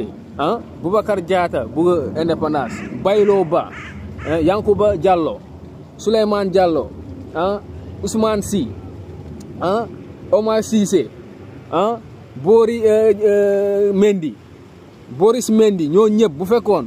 dañoo bëggoon doon par exemple ay indépendantistes dañu bëgg a jël seeni indépendance par exemple déglu leen ma de est-ce que ñëw dañoo soxla ñëw politique Sénégal ñii dañuy dugg assemblée pour indépendance kenn du ko jël bureau assemblée loolu waxu dof la quoi ma loolu tax dama dem ma xool lire chronique Yoro Dia ma ne est-ce que kii wér na kii lakk français la bëgg daf ñu bëgg a wax ni moom dëgg na français dafa am niveau d'écriture wala daf ñu bëgg a wax comme nit bu ñor quoi koo xam ne xam na aduna daf ñu bëgg a xamal ni moom xam na aduna wala lan la mais lan la ñu bëgg a comprendre quoi ma ne kii lan la ñuy jaay en quelque sorte bind na français avec un texte condensé des propos extraordinaires des mots yoo xam ne académique voilà français académique quoi en quelque sorte mais dans le fond lan la ñuy jàngal ci lu muy wax ni mais c'est des conneries à la fin lu muy raconter amul base amul fondement ay fen la manipulation la processus de diabolisation la comme noo ko waxee Djily Niang pour Ousmane Sonko diaboliser Ousmane Sonko parce que pour ñoom pour diaboliser Ousmane Sonko crise Casamance bi ngay utiliser parce que comme Sénégalais ils ne sont pas bien informés par rapport à cette crise parce que les journalistes eux-mêmes n'ont pas le courage de vous informer par rapport à cette crise wax naa leen la preuve mooy le journaliste le plus doué par rapport à cette crise qui maîtrise mieux cette crise di Gassama Ibrahima Gassama nekkoon Sud FM nekk tey directeur Zik FM ca Ziguinchor Zig FM laa waxuma Zig FM Ziguinchor FM bu Ziguinchor moom moo gën a maîtriser crise Casamance te duñ ko invité seeni plateau télé maintes fois ça fait 5 ans ma koy wax gisuma benn télé jéem ko def parce que dañu xam ni kooku du leen wax lu leen neex de kan la ñuy dem invité Yérim Seck ñoom Moustapha Diakhaté ñoo xam ne ay waxu pyromane la ñuy wax ak yabaate réewande manque de respect contre Casamance yi yab communauté Casamance yi yëpp rabaisser Casamance yi seen discours ñooñu la ñuy invité seeni plateau yi mais loolu dafa jeex parce que ku ko fi defee désormais maay gën ma dëgg sa ndey ci réseaux sociaux yi ñëpp dëgg ko ngeen jégal ma ci saaga mais il est temps ñuy wax gars yi lu ñu mën a dëgg seeni noppi yi seen dëgg léegi xool nañ yabaate bii rek Yoro Dia yabaate bi xool nañ yabaate bu grave bi bëgg a gëmloo ñi ni Guy Marius Sagna ngoo xam ne c'est comme Ousmane Sonko rek seen posture seen engagement ça dépasse largement les frontières du Sénégal Guy Marius Sagna gënd na Sénégal dem ba Mali pour solidariser wu ak peuple malien gi waaw léegi seen homme politique yi nekk foofu sur place Sénégal ñaata ngeen gis ñu dem ba Mali wax leen ma da ngay gis kenn ku dem Mali di solidariser ak malien pourtant lutte bu noble la malien yi nekk di mëne boo xam ne presque même lutte la que ñun nii sénégalais yoo xam ne ay panafricains la yoo xam ne dañu xam ni Sénégal nekkul dëkk bu indépendant c'est un pays soumis ay jaam lañu biiru Sénégal gii tout le temps mu wax ko loolu moo leen métti waaye yow gii da leen bëgg xasu leen au contraire yéen a koy xas tout le temps mais taxut rek boo leen ko dóoree sax du foy mais taxut rek moom combat moom da koy mëne gëmm di ko mëne te yow Yoro Dia Guy Marius Sagna moo la gën a utile biiru Sénégal man maa la ko wax tu es inutile en dehors de tes écritures farfelues là yoo xam ne amul benn lu réalisme loo xam ne di nga ko may sénégalais yi Guy Marius Sagna moo la gën a utile parce que il a gagné des combats il a mené des combats et il a dirigé les jeunes vers la lumière vers le changement Guy Marius Sagna moo la gën a diñ yow Yoro Dia mu ngay jéem a rabaisser si biir Abdou Karim Gueye mu ngay rabaisser tamit moo la gën a diñ parce que engagement am munoo ko def yow lu dul sa bind yi farfole ak jaay dëgg tubaab aliéné que vous êtes ñoo la gën a diñ yow Yoro Dia man mii sama la gën a diñ dañu waxantu dëgg waay respecté leen sénégalais yi lii dafa ñaaw respecté leen sénégalais dafa ruslu da ngeen war a arrêter à un certain moment da ngeen war a stopper ngeen xam ne ñii comprendre nañ ñii dofuñu quoi ñii dofuñu xam nañu lu ngeen bëgg xam nañ ci lu ngeen nekkee dañ leen bàyyi rek di leen seetaan lu ñu xam bacca rek xam bacca waay xam nañu ci lu ngeen nekkee kon noppalu leen gis nga naaj bi seen juróomi baaraam yi ak seen loxo yi yëpp mënu ko muur mënut ne gis nga vague géej gi doo jël sa loxo di ko arrêté mënut ne gis nga nouvelle ère gii goo xam ne mu ngi dégager ci poumon Afrique mooy révolution gii boo xam ne mu ngi commencé introduction la ñu ne day balayer seen système bi par la force te ci heure boobu la ñu ne dégg ngeen il faut que ngeen xam ni ñun xam nañu yéen gënoo leen ñu jàng gënoo leen ñu yeewu wala si ñun ñu gën leen yeewu parce que ñun courage bu ñu am nekkut ci yéen dégg ngeen nekkut ci yéen leneen li lan tellement que dafa fas yéene jaay de ngorom léegi moom Yoro Dia dem na booy attaqué Clédor Sène tamit dem nañ Clédor Sène ci dee kii di maître Babacar Seye comme quoi Clédor Sène moo rey maître Babacar Seye et tout ça dossier boobu la bëgg a soulier et là vous ressentez quoi des règlements de compte un journaliste boo xam ne pare na pour jaay gorom un journaliste corrompu boo xam ne au service du pouvoir central du régime en place mais loolu ngeen di gis dossier boobu noonu da ngeen defe ne nguuru Macky Sall bii bu ko wóoroon ni bu ñu amoon vérité dëgg-dëgg mu wóor leen ni ah Clédor Sène gi goo xam ne da leen sonal lool moom moo rey maître Babacar Seye nañ ko bàyyi si biti Macky Sall ku amoon fii ku ko sonal te mu gis fu mu lay coppatiyee du xaar midi 14h du xaar midi 14h léegi Clédor Sène bu reyoon maître Babacar Seye loolu dam leen ko laaj Abdoulaye Wade laaj leen ko Abdoulaye Wade ak Abdou Diouf ñooñu laaj leen ko ñooñu ñoo fi nekkoon jamono yu nekk ay président keneen ki nekk président keneen ki nekk ci l'opposition dem leen laaj ñooñu ngeen di laaj loolu Yoro Dia kon seen plume yi seen bind yi da ngeen ko war a orienté fu mu war a dem bu leen ko yóbbu fu mu warul dem loolu yëfi seetaane la yëfi rambaaj la c'est pas bon couteau à double tranchant intellectuel doo mel noonu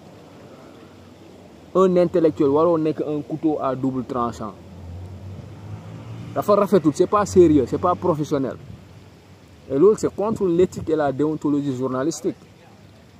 yow à ton niveau ak sa niveau sa calibre un journaliste de ton niveau hein un journaliste de ton niveau nga war a respecter luy éthique ak déontologie nga accepter wàccee sa culotte baisser la culotte nguur gi di la jëfandiku di la utiliser dama ne loolu moo am loolu lañ mën a sentir ci sa chronique bii lu nga bind loolu lañuy sentir yow ak ñu nga àndal yëpp ak ñu nga faral ak ñu jege Macky Sall yoo xam ne suñu wax yi du leen neex mun ngeen ñoo wax ni wooye da ngeen di raconter lu leen neex mais yéen a gën a xam lu ñuy wax lépp fii raisonnement scientifique la ci xam-xam la basé wu vous n'êtes que des connards en quelque sorte yéen respecté wu leen sénégalais yi crise Casamance bi nag da ngeen koy bàyyi par A ou B parce que loolu lañ dugal seen loxo ñu teggi seeni loxo yi lenn rek ngeen ciy def ñu bàyyi leen mooy ngeen ñëw ñu liggéey ñun ñëpp ensemble pour andi jàmm bi foofu parce que lu fa nekk kaw boobu yéen a ko créé mafia bu nekk ci àll bi tamit yëpp ci bois Casamance bi yëpp xam nañu yéen a ci ne yéen mi nekk bureau ya ca Ndakaaru ak ñenn ci yéen ñoo xam ne ñu ngi en ramification en connexion ak ñu nekk Banjul xam nañu ni yéen ñëpp ay dealer ngeen parce que kenn du dugg sa territoire di fa génnee ay bois de rose jaaral ko dugal ko ci beneen réew te yow ngay président yor eaux et forêt yor gendarmerie yor ay armée ay fetal pour say frontières te yow xamoo bois bi fu muy dem loolu mënut ne kon kan moo nekk di piller Casamance mafia bu nekk Casamance da ngeen bëggoo yéen da ngeen si set yéen ñëpp yéen mi nekk ci nguur ñoom Yoro Dia yéen lu tax doo leen wax ci loolu ay doomu Casamance ñëw taxaw dignement nekk ay activiste jaxasoo ak yeneen doomu Sénégal yi nekk ca noor ga ñu mel ni Abdou Karim Gueye ñenn ñi mel ni Clédor Sène ñoo xam ne yàgg nañu ànd ak homme politique yi bu yàgg gis nañu muy dénigrer sa professeur Cheikh Omar Diagne di ko jéem a wàccee ci biiru chronique am man liir naa chronique bi bu baax nga xam ne Yoro Dia nag wàccee nga sa grade ñàkk nga fayda torop ñàkk nga fayda trop voilà lii nag na doomi Casamance yi xam nag actuellement ngeen xool enjeu yi fu mu toll il est temps ngeen xam gis ngeen lu ñu nekk di def étiquette bu ñu leen di collé yéen ñëpp waxuñu la nag ngeen enal kenn déedéet mais dama leen di wax lii pour ngeen pare ngeen xam lan moo war a doon seen taxawaay ci politique Sénégal diabolisation bi bu mu leen affaiblir stigmatisation bi bu mu leen affaiblir de au contraire da leen war a gën a may doole da leen war a gën a may courage ngeen solidariser wu ak seen yeneen frères sénégalais yu nekk ca nord ba ñu nekk seen Saalum Bawol Podor Kajoor ngeen ànd ak ñoom ñu dëñ yi comme nu ngeen di àndee ak yeneen africains yu dëñ yi yëpp pour ngeen libérer Afrique ngeen wan yeneen sénégalais yi corrompu fenkat yi mythomane yi renégats yi ngeen wan leen ni yéen lu ñeen di bëggee stigmatiser ak lu ñeen di bëgg a dugal doonoo leen ko nekkoo leen ko te musoo leen ko nekk te kenn du leen yàq te rébellion bi xëy nekk Casamance waru tax ngeen sëgg de loolu fierté la war a doon ci yéen Casamance yi parce que am na lu mu réglé nag rébellion boobu noonu bu fekkee ñoom ñemewuñu leen wax ni am na lu mu réglé man dinaa leen ko wax am na lu mu réglé waaw am na lu mu réglé te ñoom ñoo gën a xam lu mu réglé lan la soxlaw ma sax ma leen koy wax fii c'était un mal nécessaire moom la ñu wax un mal nécessaire moom Yoro Dia xam na lan mooy un mal nécessaire c'était une rébellion boo xam ne nécessaire pour tey parce que am na lu mu apporter le Sénégal tey comme lu négatif ak lu positif waaw tout n'est pas négatif dans cette rébellion déedéet tout n'est pas négatif c'est parce que da ngeen xamutoon lu nekkoon fii dans les années 70 80 82 yooyu noonu xamoo leen lu fi nekk mu ngeen ci boole sax 90 Macky Sall demoon na Casamance fi dégg ngeen lu mu wax boo leen buggee intégré wu ci économie Sénégal seen président bi ci boppam moo ko wax di boo leen buggee intégré wu deuxième point kii yoon bi numéro 2 yoo xam ne ainsi jubóo Mimi Touré mu dem la Casamance est un pays extraordinaire mais loolu da ngeen ko fàtte da ngeen defee ne dañ ko tey da ngeen defee ne non teyuñu ko kay laa leen bëggoon ñoom ñoo ko tey de lu ñuy wax noonu yëpp ñoo ko tey mais man ça me motive damay reetaan sax ça me motive damay reetaan comme ni ngeen waree ree yéen ñëpp yéen doomu Casamance parce que day tax ngeen ubbi seen bët yi affaire yu ñef ndeyom yi yoo xam ne yàgg na am Sénégal ni ñu ne léegi kenn bu mu ci wax kenn bu mu ci kaas ay journaliste bokk nañ suñuy nekk di yàq Yoro Dia gi ci la bokk Madiambal Diagne ci la bokk ak ñeneen Yérim Seck de moom léegi da nga naa mu ne di waxati ci politique espérons que du ñëwaat mais moom amoon na ay jamono ci la doon bokk Moustapha Diakhaté mu ngi noonu Cissé Lo bëri nañu dañ ñu yàpp defe ne léegi day continuer leen ngeen xool nañ commencé di leen téegal ba seen biiru kër yi loolu boobu moo jot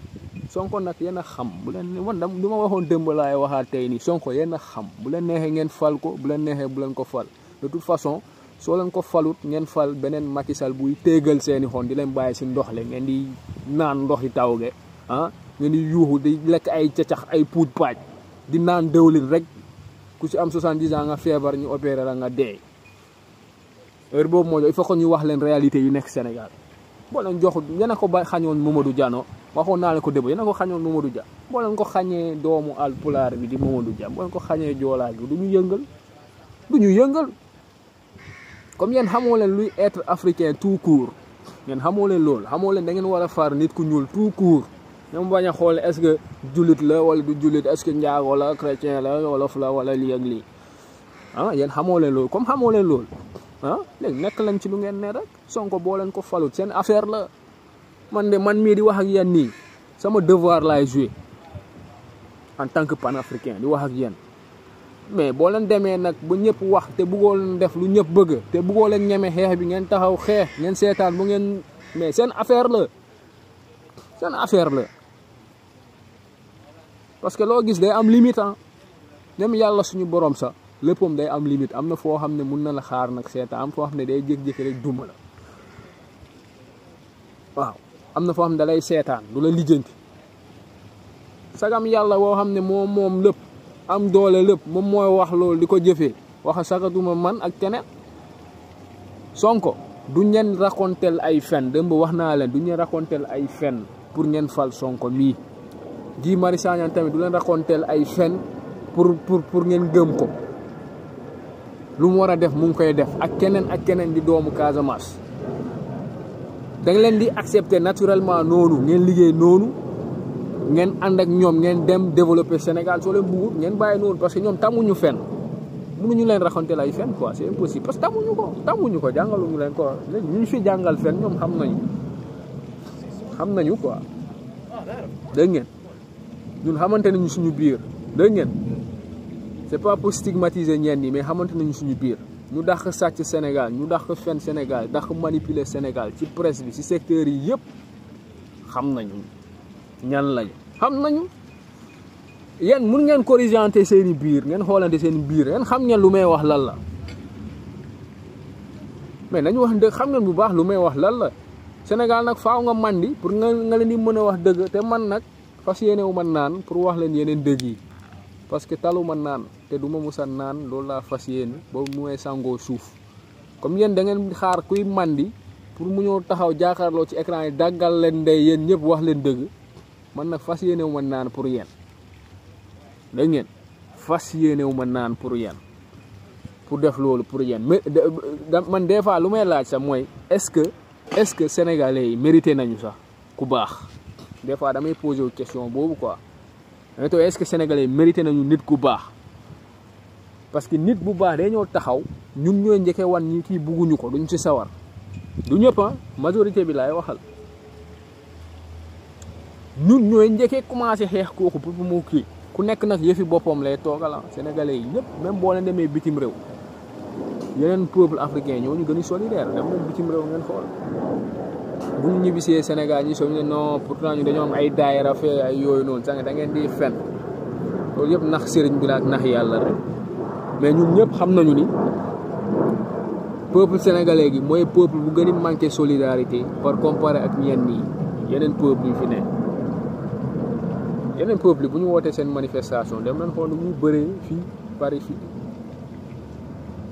sénégalais bu ñu wootee ñu neew ñooy gën ñoom ñëpp gannaaw xaalis rek la ñuy daw sama yëfi bopp loo xam ne c'est le collectif seen yoon nekku ci loo tax seen frère immigré yi jël gaal yi bu ñu dugg see fi ñooy gën a tumuranke yeneen xeet yi parce que ñoom pour ñu am ku leen di récupérer day métti dañuy souffrir man mus naa dem ci seen benn campement jamono yi mu ngi neens fii ma jëndoon ay sandwich yóbbu di leen ko jox li may expliquer lépp amul kenn kuy solidarité wu ci ñoom rarement nga koy gis te ñaata sénégalais ñoo fi ne bitim réew mais vous ne le faites pas bëri na lu ñu war a wax pour suñu communauté gii tellement que dañoo hypocrite ci lépp biiru Sénégal ba ci bitum Sénégal noonu la ñu mel loolu tax ma ne leen lu ngeen bëggut kenn du leen ko imposer ba politiquement Sonko mi boo leen ko bañee seen affaire la te de yéen a bañoon Mamadou Dia ngeen ne Senghor ngeen bëgg ngeen manipuler seen yeneen sëriñ yi ba ñu ngi dugg xalwa ñe dañ koy dóor ay per Mamadou Dia sax xam naa moo leen gënoon gudd fan ñenn ñi bu woon a ko rey ay jamono parce que lii la wax ay lii la gëmul sëriñ yi ay dafa xeeb sëriñ yi ngeen def tout ba rabaissé ko dëgg naa sax ñenn ñi lañ ko doon bëgg a dóor per ci baatin quoi defe ne ñoom moom pays yàlla yi yàlla sàkk jaamum ci lu nga fekkewut ak sa xam-xam ni mu rëy bu yàlla parewut dara du sotti loolu ngeen xamul nag ngeen xañ Mamadou Dia réew mi xañ ngeen ko seen bopp moom yaxalu leen ko de parce que lu mu war a dund na lu mu leen yéene wane na ko yéen a ñàkk tey bu ngeen ko bañalee Mamadou Dia ngeen jox ko Senghor bu Abdou Diouf ñëw yor dëkk bi mu yàggoon fa lool ba xamul mbuusi meew ñaar lay jar fan ngeen tollu tey ba développé ngeen Mali rek ngeen tane ak Gambie ak Guinée-Bissau Mali Gambie ak Guinée-Bissau kese ngeen tane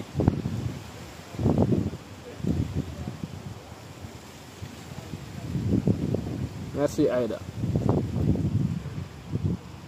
j'espère que yaa ngi ci jàmm Gambie Guinée-Bissau tuuti Mali ñoom rek ngeen tane ana Mamadou Dia moom dem na yoonam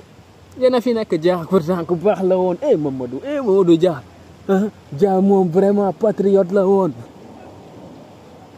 waroo ngeen laaj fëgg seen bàmmeel baay yi fi nekkoon jamono yooyu ngeen laaj leen fan ngeen nekkoon ba faroo leen Mamadou Dia ñu bëri suñu baay yooyu la ñuy nirool amuñu benn différence ak ñoom te sëriñ yu fi nekkoon jamono yooyu doon weddi Mamadou Dia et tout ça tey am na si ñenn seen sët yi ba tey ñoom ñooy weddi élève Mamadou Dia yi di Ousmane Sonko ba léegi yéenewuñu ko réew mi loolu te affaire yi compliqué nii ba tey comme yéen a wax Sénégal lu sëriñ yi bëggul du gaaw a sotti kay te kenn xamagul nag sëriñ yi fa lañu toll ak développement ak ñun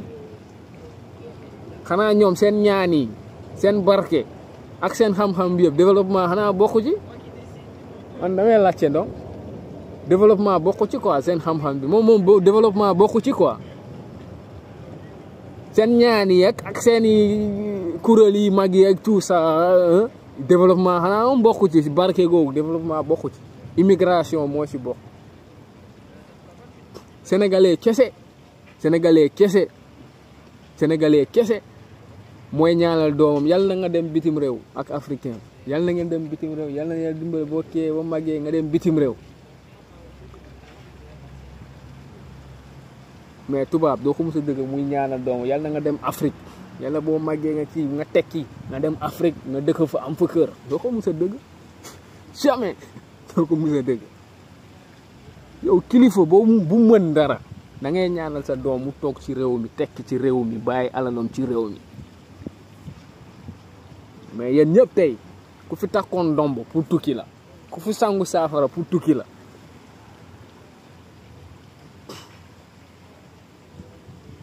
sa yaay da ngay yeewu sa mu xool la mu ne yàlla nga dem bitim réew kon ñun moom Afrique ak Sénégal moo xanaa safara la lii mënul nekk arjana non mënul nekk arjana safara rek la mun a doon waaye nañu dimbalante nañu simple nañu bëggante suñu biir nañu nangulante suñu biir lu yàlla jox nit ki nangul leen ko ngeen bàyyi rëy wax leen ko seen kilifa yi 2024 nag moo fi descend waaye si kilifa bi moom ñëpp la njabooteel ku ñëw rek da lay recevoir te yàlla am ñoo xam ne mu ne du leen recevoir yàlla am na yonent yoo xam ne waxul ak ñoom am ñoo xam ne dafa wax ak ñoom direct am ñoo xam ne dafa yabal Jibril yonente yi tamit duñ doon recevoir ñëpp bokku ñoon seen njaboot am ñoom dañ leen sib te yow petit marabout un petit sëriñ nga ne yow daal ñëpp yaa leen yirif ñëpp nga njabooteel biiru Sénégal léegi nag bu benn Sonko ñëwee nga ne si njaboot bi la bokk bu demee après suba élection yi jot nga ne dimbalal leen président moom la yàlla dënk nguur gi nguur si loxo yàlla la ne te kenn mësu gis yàlla wàcc yor carte électeur am dem di voter waaye dañ yàlla bu ngeen di sonal yi yëpp pour nelawal xale yi rek te pourtant mbir yi compliqué wu dafa simple xamal leen xale yi luy yàlla ci yàlla ak ci nit ak lu dul yàlla ci nit lu yàlla tamit bëgg nit di ko defar boppam am na luy yàlla ca yàlla ak luy yàlla ci nit ak lu yàlla bëgg nit di ko defaral boppam pour mu am payooram mais bu fekkee lépp dañ ko bëgg a bàyyi ci loxo yàlla ba pare ngeen yéen xam ngeen yàlla mais nañu waxante dëgg loolu ana xam yàlla ci loolu nañu waxante dëgg ana xam yàlla ci loolu donc pour wax leen en gros système bi dafa grave sama gars yi système bi dafa extraordinaire système bii nii dafa compliqué loolu tax Sonko dina sonn heureusement ba moo la génnee na woy bi dafa mel ni dafa ànd ak barke ci barke suñu maam yi Sonko ku ko songu sànku Sonko ku ko songu sànku depuis bu mu génnee woy boobu dafa mel ni affaire dafa mujjee nekk dafa am barke te benn simple activiste la nii de boo xam da ngeen jàpp ndey foo comédien la pour ñenn ñi quoi mu toog nii rek mu ne Sonko ku ko songu sànku Sonko ku ko songu sànku dafa mel ni pays yàlla gi dëgg na wax jooju mu ne ko moo la lu nga wax loolu mooy am Sonko ku ko songu ma sànk ko loolu tax ñu ko jéem a laal yëpp ñu ngi daanu di xalangu ñu ngi am problème te xamuñu lan la te pourtant lii yëpp mënoon na bañ a compliqué parce que sëriñ yi ay nitu dëgg lañ normalement ci lu ñu xam ci sëriñ waxuma këriñ de sëriñ normalement war na gis lu leer wala war na am gis-gis bu leer te dëgg bu jotee war na xam lii mooy dëgg bi te da ko war a wax loolu tax moo bëgg imaam Aliou Ndao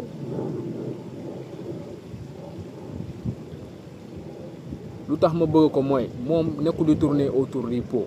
dafa wax sénégalais yi boo leen bëggee noppalu jël na réew mi jox ko Sonko jeex na ñaata xalif général ñoo nekk biiru Sénégal yoo xam ne bu ñu waxoon lii rek mu jeex ko reyante sa du fi am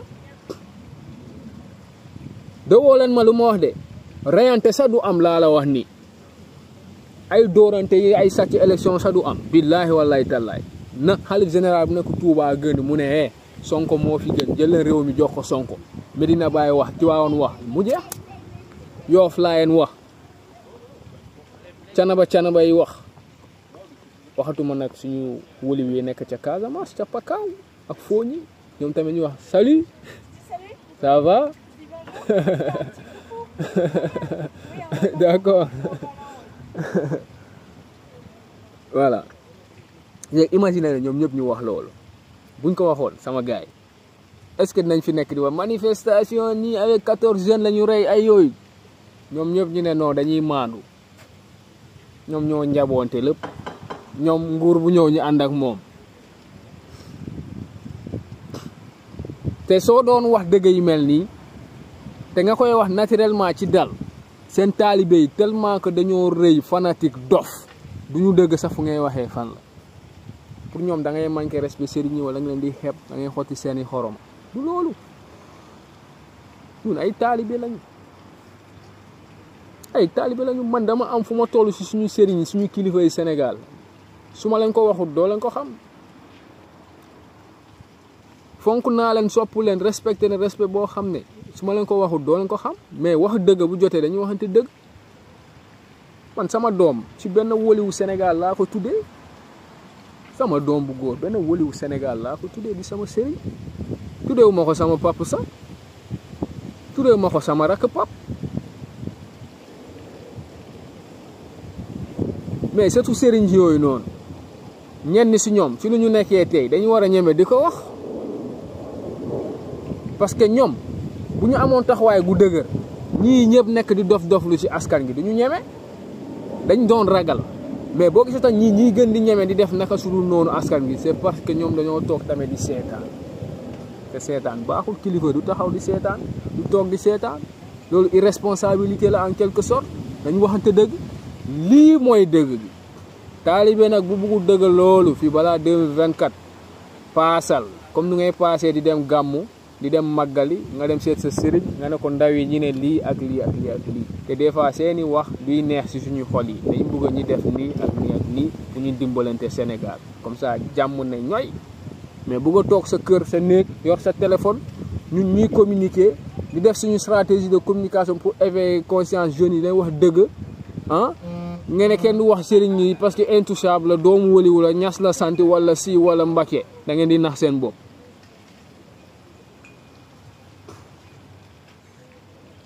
yonente gi saxaaba yi dañ ko doon critiquer waaw laaj leen seen imaam yi nekk di xutbu si jumaa yi laaj leen bu fekkee ay nitu dëgg lañ laaj leen saxaaba yi dañ doon critiquer yonente am na benn xare bu mosoon a am ci lendemain bi yonente gi jël alalu jullit yi yëpp di ko séddale yéeféer yi ñu doon xeexal loolu ci làmmiñu Baye Niass laa ko déggee mu koy wax nga Baye Niass yàggut boo demee YouTube ay waxtaanam yëpp ñii fo moom mooy presque dernier waliwu Sénégal boo xam ne ci calibre bu toll noonu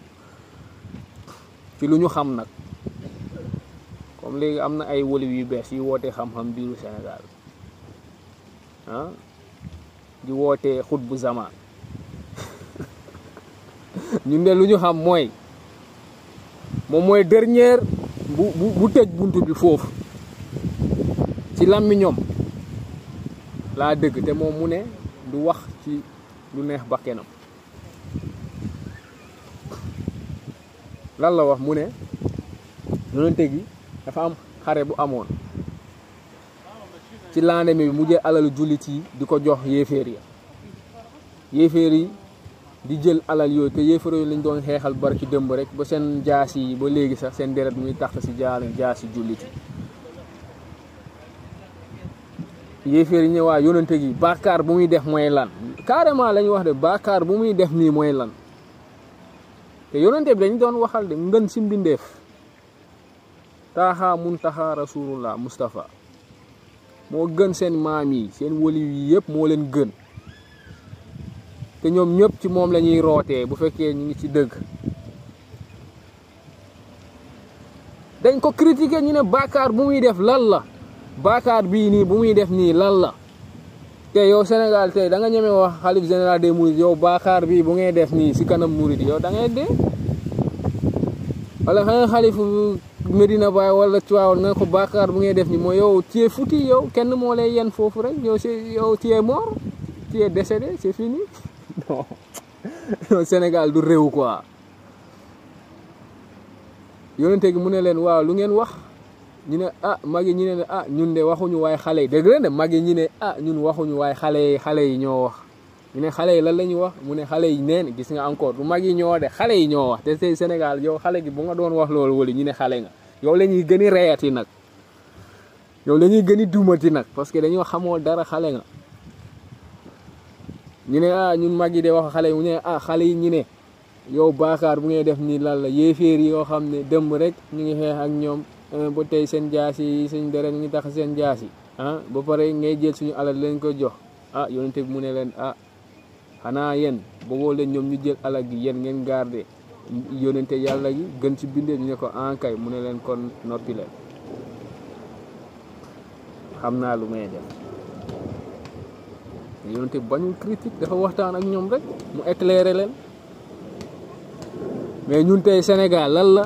un pays de fanatique bëri ay dof ñoom ñëpp ñu ne ay borom xam-xam koo ci gis mu ne zahir baatin damay yëg ci pays yàlla gi ay yooyu nen ñi dajale vidéo yeneen sëriñ yi yëpp loo xam ne dof rek la ñuy wax ñi fii ne après nañ ko fi dugal comme ça ñu wax leen dañ leen di nelawal dinañ leen bàyyi ngeen yeewu par la force waaw waxuñu nag amut ay sëriñ yu baax nag sëriñ baax na sëriñ bu lay jàngal alxuraan bu lay yar sa ruux xamal la yàlla guidé la loolu yëpp baax na mais dafa am ñoo xam ne ñu ngi biir Sénégal ay këriñ lañ du ñu sëriñ dégg ngeen ay këriñ laa leen wax te xam ngeen këriñ lu muy def no taal leen fourneau ba mu boy ak këriñ ngeen ba mu boy ba mu xonk ngeen toog ci ngeen xool seen taat yi lay lakk ba mu ñor loolu laa am lu ma leen di jox comme dernière leçon pour ñoo xam ne comprendre ñu liy këriñ ak sëriñ seen taat yi ku fi juum ba nga wut këriñ à la place de sëriñ bés di nga dee di nga gis si fourneau la ñee teg sa taat yi di boy ba mu ñor di nga xam ne lu nga nekkoon àdduna yow ak sa sëriñ boobu du dara lu baax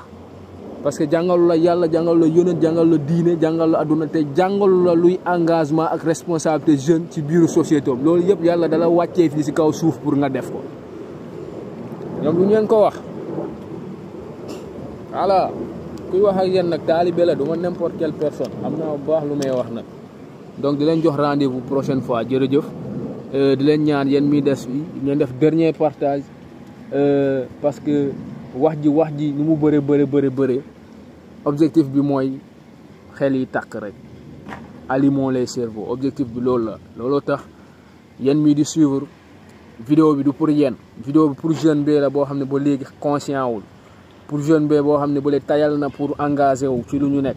pour jeune bële boo xam ne dafa commencé découragé day waaj a bàyyi parce que dafa doyal pour ñooñu la pour que ñoom ñu ñëw fekk suñu parce que dañuy soxla ñëpp rawatina ñu baax yi pour que ñu mën a gérer situation bi donc yéen miy des fii ñaan nañ leen maximum de partage ci groupe yi ci compte yi ak seen page Facebook di leen souhaiter yéen ñëpp bon week-end et bonne journée merci beaucoup